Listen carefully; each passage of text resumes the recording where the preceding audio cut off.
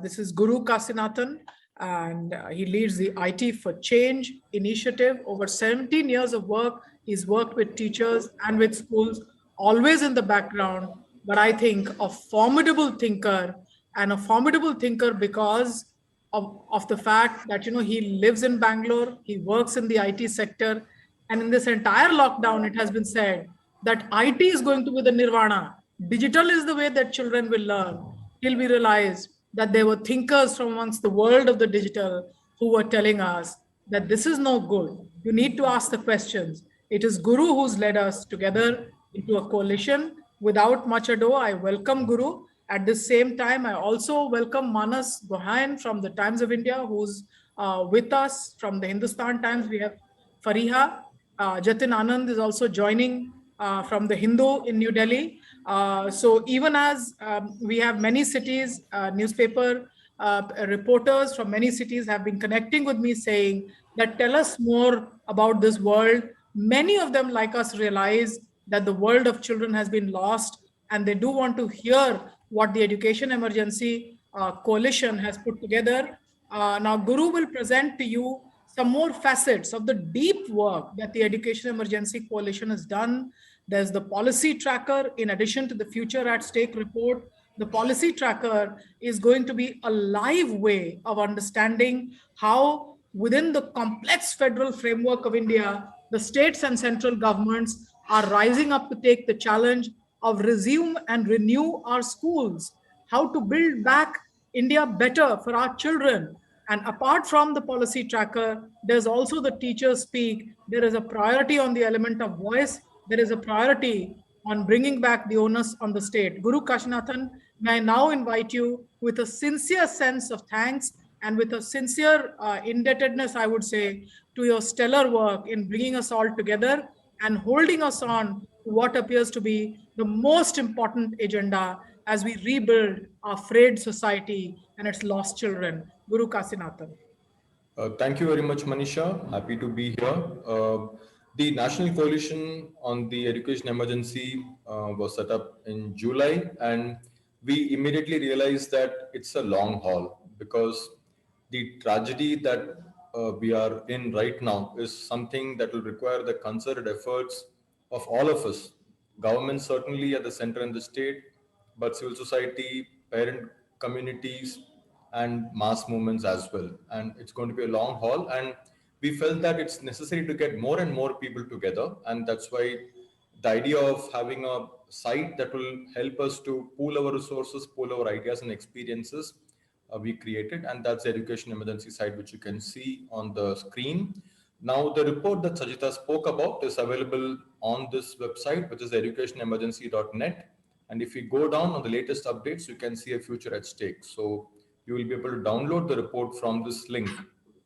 And this report, as Sajida briefly explained, talks about all the steps that governments need to take in order to ensure that our children have a future. In addition to the Future at Stake publication, we also have what we are calling as a policy tracker. Now, we realize that it's extremely essential to keep a track of what's happening. India is a cooperative federal setup, and we need to keep a track what different state governments are doing across time. So initially in July, schools were still closed, and at that time it was very important to keep a track of which states are opening schools. So Punjab and Andhra Pradesh actually started the process of school opening way back, but many states are only open just now. So the first element that the policy tracker captures is really the school opening and school closed status across states, and which you can see in front.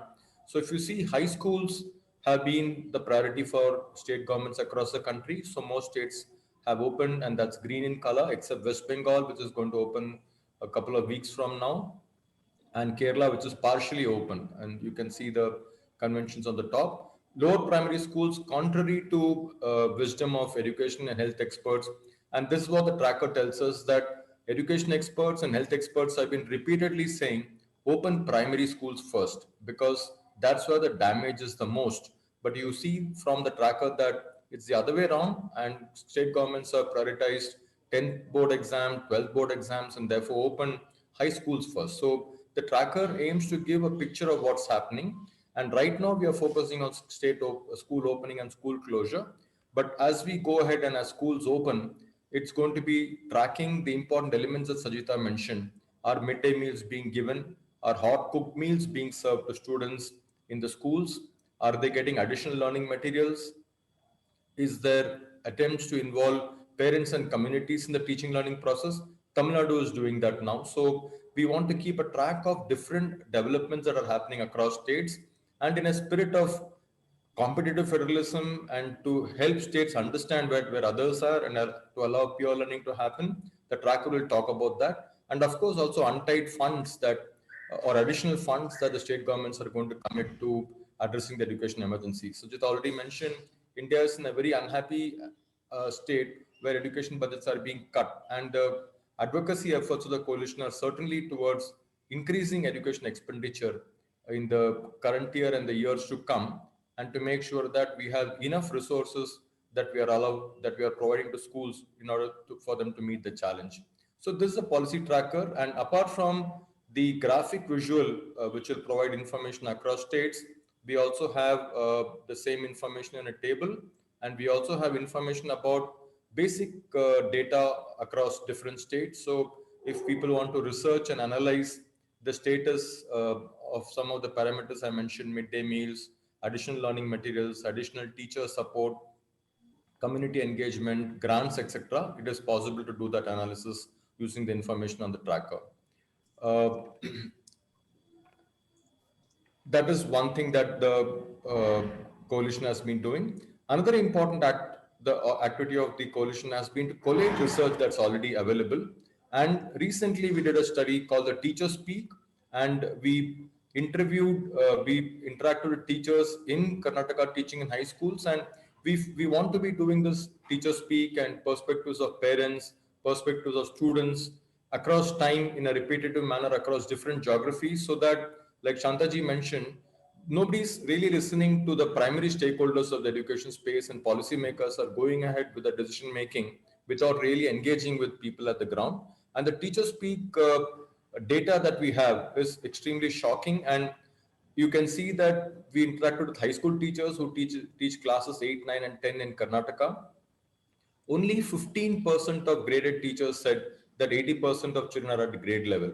So 85% of the teachers are saying that children are not at grade level. And unfortunately, the state governments are going to compel more and more teachers to follow the grade level syllabi, grade level textbooks, and that we fear is going to create conditions for dropout. And already, I think Sajita mentioned that other countries are not doing that. And this is something that will be a priority for the coalition going ahead. So these are two essential things that I want to talk about to you, and I hand over back to Manisha ji.